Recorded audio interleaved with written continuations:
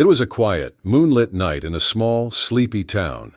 The streets lay silent, and a dim glow from a single gas station lit up the deserted road.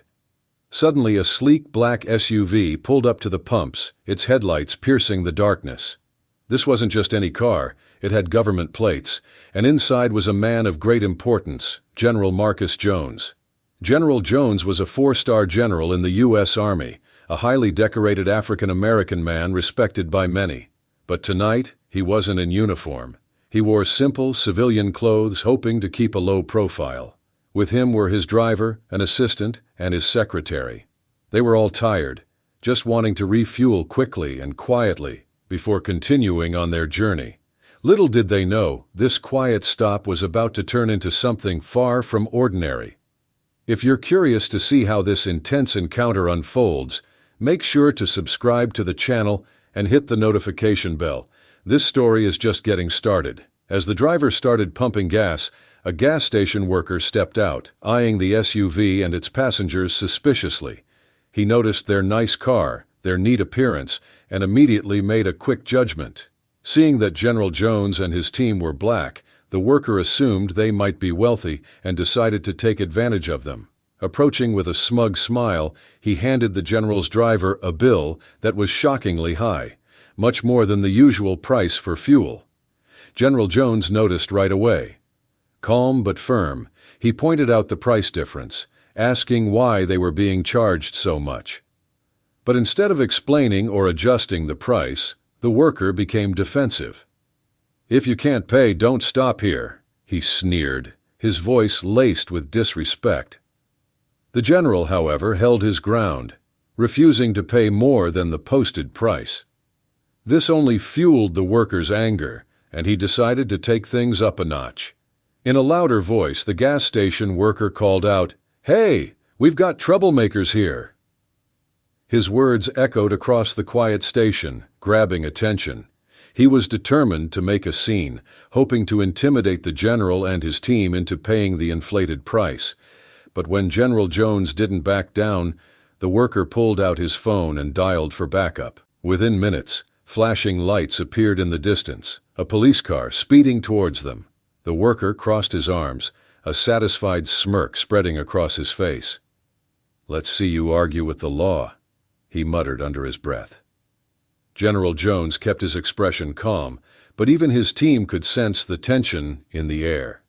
This was no ordinary call for help, and whatever was about to happen next was likely going to be unfair. But nobody expected just how far things would spiral.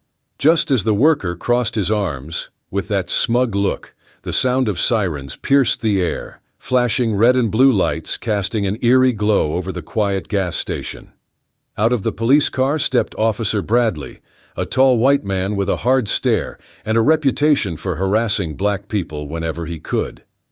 Without hesitation, he strode over to the gas station worker, who quickly spun a story about troublemakers causing a scene. Officer Bradley's face hardened even more as he turned his gaze to General Jones and his team. He didn't ask questions, didn't try to understand the situation, he just saw what he wanted to see. Officer Bradley marched straight over to General Jones, looking him up and down with a look of disdain. "I'm going to need some ID," he said, his tone cold and sharp. General Jones, calm and respectful, reached into his pocket and handed over his military ID. But Bradley barely glanced at it before scoffing, dismissing it like it was a piece of scrap paper. "I don't know where you got this fake ID from," he sneered. "But around here, we don't take kindly to people causing trouble." In that moment, it was clear. This wasn't about enforcing the law. It was about power and prejudice. And Bradley was determined to show who held it. Officer Bradley's glare was icy as he handed back the military ID, ignoring the respectful insignia on it. He began questioning General Jones and his team with a tone that made it clear he had already decided they were guilty of something. "What are you doing here this late?" he demanded. "And why do you need such a fancy car?" His voice was full of suspicion, dripping with accusations that he didn't bother to hide. The general's driver and assistant shifted uncomfortably, exchanging worried glances. They could sense that this was not a typical questioning, this was personal. General Jones, however, stayed calm. "We're just passing through, officer," he replied evenly, meeting Bradley's gaze without a hint of fear. But Bradley wasn't interested in calm explanations. His questions kept coming, each one sharper than the last. "Who are you really? Because from where I'm standing, you look like someone who's up to no good," he sneered. His eyes narrowed, and his voice lowered. "You think you're better than the rest of us? Driving around like you own the place?" General Jones took a deep breath, maintaining his composure. "Officer, I assure you, we're just trying to get fuel and be on our way." But Bradley cut him off, his frustration bubbling over. "Don't you dare talk back to me," he snapped. "Around here, we respect the badge." He took a step closer, invading Jones's space, as if daring him to react. But the general simply held his ground, calm and steady, refusing to be intimidated. It was clear that Officer Bradley wasn't going to back down either. This wasn't about keeping the peace. This was about feeding his own pride, his need to feel powerful, and his deep-seated hatred. As the tension grew, Bradley clenched his fists. He was looking for a reason, any reason to escalate things further. General Jones sensed the danger, but he knew that if he didn't keep his composure, things would take a dangerous turn. Little did Officer Bradley know, his actions were leading him straight to a moment he would soon regret. As the questions continued, it was clear that Officer Bradley wasn't interested in hearing any explanations. His mind was made up, and he was convinced that General Jones and his team were up to no good. With each answer the general gave, Bradley's smirk grew wider, his eyes filled with disdain. "People like you think you can just roll through here, doing whatever you want," Bradley sneered, his tone laced with arrogance and racial bias. "Well, not in my town." General Jones kept his voice steady. "Officer, with all due respect, we're simply here for fuel. We've done nothing wrong." But Bradley cut him off again, waving his hand dismissively. "Respect?" he scoffed. "You're the one who needs to show respect." His voice rose, drawing more attention from the gas station worker, who was watching from the sidelines with a smug smile, clearly enjoying the show. It was as if they saw the general's calmness as a challenge, something that needed to be broken. Bradley leaned in closer, his voice dripping with accusation. "Do you think driving a fancy car makes you untouchable?" He jabbed a finger in the direction of the SUV. "You think that lets you walk in here and act like you own the place? You're no better than anyone else." At this point, even General Jones's team began to feel the unfairness of it all. They could sense the hostility, the baseless accusations, and the officer's refusal to listen to reason. But the general didn't waver. "Officer, I'd advise you to be careful with your words. You don't know who you're talking to," he said, his voice still calm, but there was a hint of firmness beneath it. Bradley's face twisted into an ugly sneer. "Oh, I know exactly who I'm talking to," he retorted. "Some guy who thinks he's better than everyone else." He crossed his arms, standing tall as if he had won some silent battle. But what Bradley didn't realize was that he was digging himself deeper into a hole, one that he would soon wish he'd avoided. Officer Bradley's patience was wearing thin. To him, General Jones's calmness felt like defiance. Here was a black man who refused to be intimidated, who wouldn't cower or apologize. Bradley's mind boiled with anger. He felt his authority being challenged in front of his own people, and he couldn't stand it. His eyes narrowed as he leaned in, his voice filled with venom. "You think you're untouchable, don't you?" he sneered. "Men like you think you're above the rules." General Jones held his ground, not moving an inch. "We haven't done anything wrong, officer," he replied, his voice calm and steady. But that calmness was like fuel to Bradley's anger. In a sudden burst of frustration, Bradley raised his hand and slapped General Jones across the face. The sound echoed through the silent gas station, leaving everyone in shock. The general's team froze, stunned by the officer's audacity. Even the gas station worker's smug expression faltered for a moment, his eyes widening at the sight. Bradley, however, seemed pleased with himself, as if he had finally put the man in his place. But little did he know, this single act would soon come back to haunt him in ways he couldn't imagine. As the shock of the slap lingered in the air, the distant sound of another car approaching broke the silence. A sleek black government vehicle pulled into the gas station, its headlights illuminating the tense scene. Out stepped Colonel Ray Matthews, a white military officer who immediately recognized the man standing in front of Officer Bradley. His eyes widened in horror as he took in the sight of General Marcus Jones, standing stoically with a red mark on his face. Colonel Matthews didn't hesitate. He strode forward, snapping into a crisp salute. "General Jones, sir," he said loudly, his voice filled with respect and urgency. The title hit the air like a thunderclap.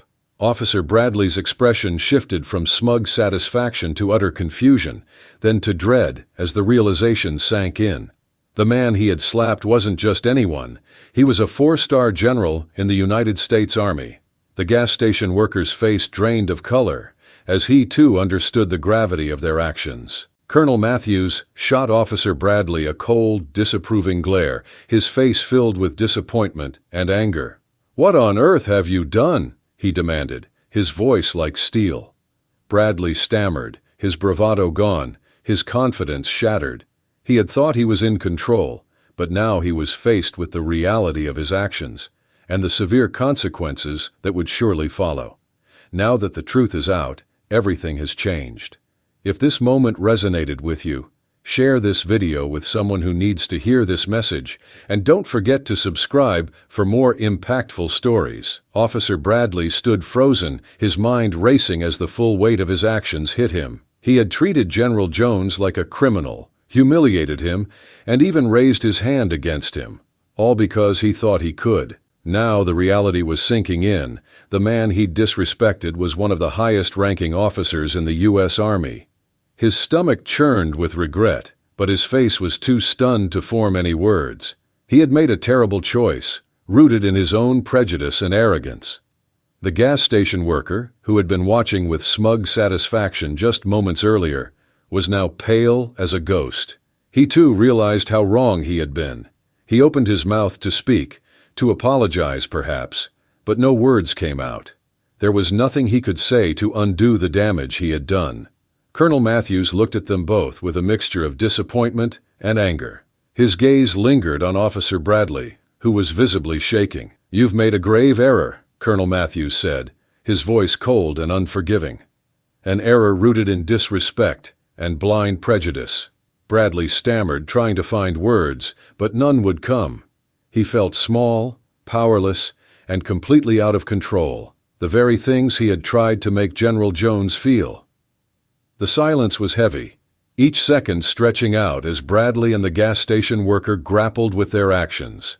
They had thought they were untouchable, that they could act however they wanted, but now they saw just how wrong they had been. What are your thoughts on accountability in situations like this? How would you handle someone in power acting this way? Share your thoughts in the comments below. Colonel Matthews took a step closer to Officer Bradley, his expression stern. "Do you realize what you've done?" he asked, his tone icy. "You assaulted a 4-star general, a man who has dedicated his life to serving this country, and you did it because you thought you could get away with it." Bradley's face went pale, his arrogance now replaced with sheer panic. He opened his mouth to speak, to defend himself somehow, but Colonel Matthews cut him off with a sharp glare.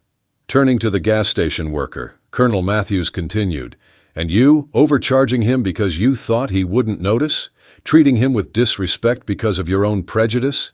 Do you understand the weight of your actions?" The worker, too, seemed at a loss for words, his face flushed with shame. Colonel Matthews took a deep breath and addressed both men. "Actions have consequences. You chose to judge someone based on your own assumptions, and now you'll face the results of those choices." He paused, letting the silence emphasize his words.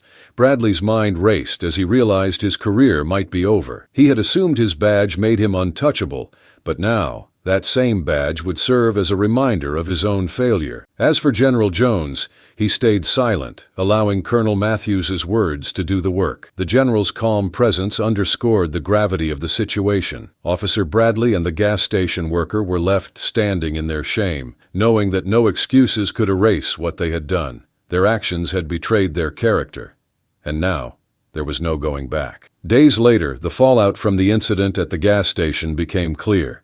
An internal investigation was launched, and Officer Bradley faced disciplinary action for his misconduct.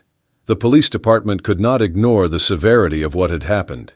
In the end, Bradley was relieved of his duties, fired from the force for abusing his power and failing to uphold the integrity of his badge. He walked away in disgrace, realizing that his own prejudice had destroyed his career. As Bradley packed up his things, he couldn't shake the memory of that night. He had assumed his authority allowed him to treat others however he wanted, but his actions had led to consequences he never anticipated. His mind was filled with regret, but it was too late to turn back. The badge he had once worn with pride was now a reminder of his own downfall. Back at the military base, General Jones gathered his team. With a calm yet serious expression, he recounted the events at the gas station, using it as a lesson for those under his command. "Respect isn't about the clothes we wear or the badges we carry," he said. "It's about treating people with dignity, no matter who they are or where they come from." His team listened intently, understanding the weight of his words. He continued, "We can't control how others see us, but we can control how we respond. Staying calm, staying true to ourselves, that's where real strength lies." His team nodded, their respect for him deepening as they recognized the quiet strength he had shown in the face of unfairness. For General Jones, the experience was not just an encounter with prejudice, but a reminder of the power of integrity and self-respect. The story concludes with a powerful message. General Jones's experience at the gas station was a reminder of the impact of prejudice and the importance of accountability. Racism and discrimination aren't just mistakes, they're choices that carry real consequences. The lesson here is clear. We must look beyond appearances and treat each person with respect, for we never truly know who they are or the battles they have fought. To everyone watching, remember this: power isn't about control or intimidation.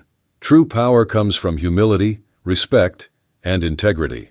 So next time you find yourself quick to judge, pause, and remember General Jones's story. Let it be a reminder to choose respect over prejudice every single time. If this story made you think, please like, subscribe, and share it with others who need to hear this message. And if you were in General Jones's shoes, what would you do? Leave a comment below and join the conversation about respect and integrity.